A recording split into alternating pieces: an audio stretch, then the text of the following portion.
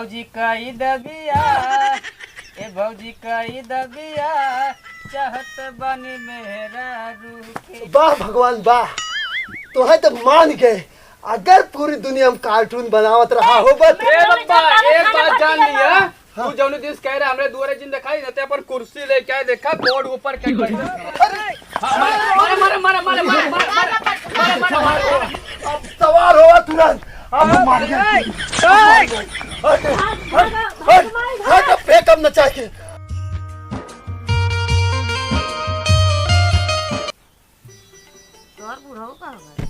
गा होई है कता बुढ़ाऊ घुमटा है का करबो बुढ़ाऊ के। अरे भाई खटिए सोई है कत से आ जाए तो तब भाई ये बवालो में चाहिए बे मतलब के ऐसा है ना उनका देती खराब बाटे तब तो तोरे घर दुआरे बहुला ना है। अरे तो उनका आदत खराब हुए से ये भौजी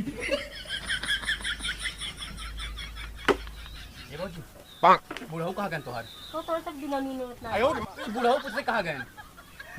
ना है तो बा तब तो ठीक बा।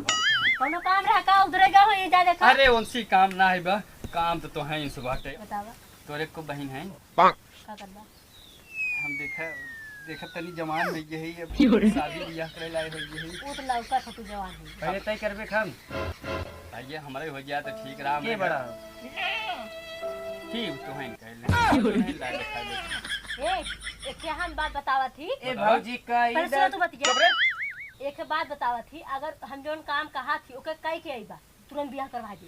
बोला हम कौन करब? एक दिन पिक जाना मेन है बब सोई जा ओके बाद सुबेरे भर उठ के आईबा तुरंत बियाह करवा दे। ना वाली सोता हूं मैं जो चटनी बनाई दे गाड़ी में ड्राइवर हम भाई कहा थी जब मर जावे कोनो बात ना करना मर बात आईबा बियाह करवा साफ साफ बताओ बियाह करब नहीं। ए भौजी कई दबिया ए भौजी कई दबिया चाहत बनी मेरा रूखे। अरे मेहरी आई गोड़ दबाई तबे न कुछ सुख भेटाई। अरे सरूर हो देखा बब्बू आई है गोड़वा धरे होता। वाह भगवान वाह, तो है तो मान गए। अगर पूरी दुनिया में कार्टून बनावत रहा हो बा तू तो कुल कार्टून यही पेश करे है। और अगर सास बनाए हो बना हमारे बेटवा के तो ऐसा देख है ऐसा नहीं सबकर बनाया काहे के देखा था छिनरा सारे आय के दूठ भोसड़ी वाले गांव के छिनरा आय के बैठा है और यही हमार चौधरी आई। वाह भगवान वाह, बैठी है ओकरे बाद सारे छिनरा अच्छा आय के पतोहू से बतियावत ये कहे छिनरा है हम कहा थे और भोसड़ी वाले देश भरे छिनरा तो सारे करे यही का करता तू। एक बात जान लिया, तू जौन दिस कह रहा हमरे दुआरे जिन दिखाई देते अपन कुर्सी लेके आए देखा बोर्ड ऊपर के बैठी हम अपन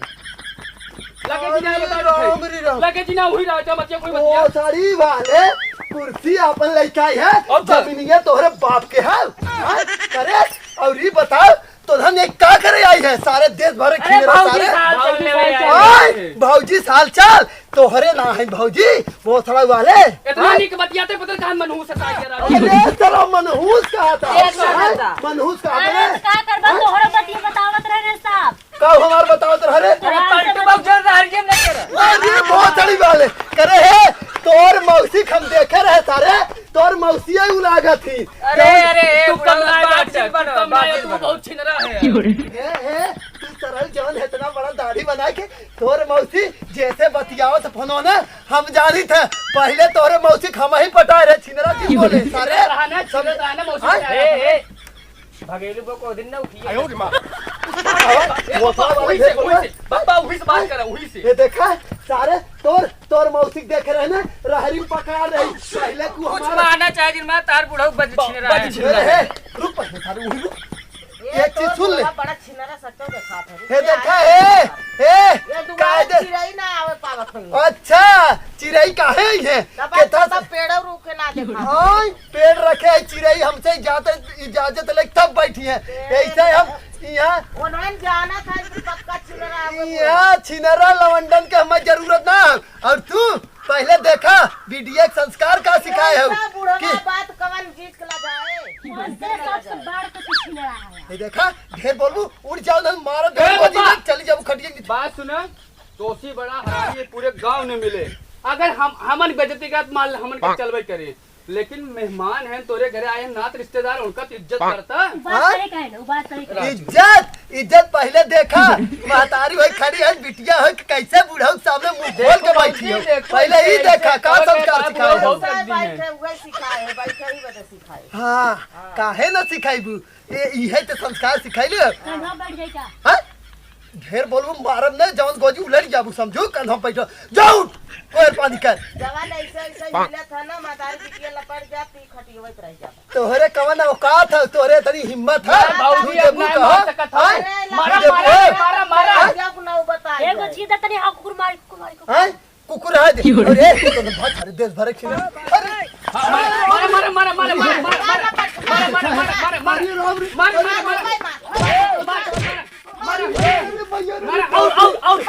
भाऊजी हाँ उन्हों मारा। अरे हे छीन रहा पकड़े बताई वो थड़ी वाले तो है के सर मारा। हे भाऊजी छोड़ के हाँ छोड़ के वो थड़ा वाले लोग कहाँ गए आवा तो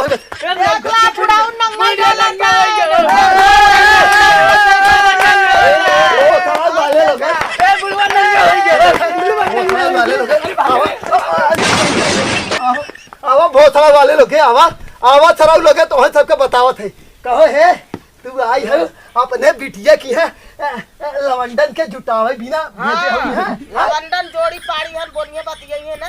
अरे राम रे ते का करे हमारे बेटा को सथो बियाहवा कह दे तू लवंडन के साथे बतिया होती जिंदगी भर। हां कहो हां तब वैसन बात हाल चाल ले थन बोलतन बतियावतन त का दूसर कुछ कहतन का। एक चीज जान ल तू अब तुरंत अपने तहार बेटा को लवंडई रहा तबन बियाह करें। अरे राम रे मतलब यहाँ जितना लवंडन गाय को यहाँ तू यहाँ बैठा के बतियेबू। हां वो लवंडस बतियाए बा तोरे बेटवा से देख ला जाता अब जान गए नात नंगा के डोला अब जान गए हे भगवान अब हमारे ऊपर सवार हुआ तुरंत अब मार गए फेंक अब न चाहिए फेंक कहाँ गए रे कुल मिला। अरे सारे अरे बचाओ रे कहाँ गए रे करिए वो सारे उतार करे उन्हन गई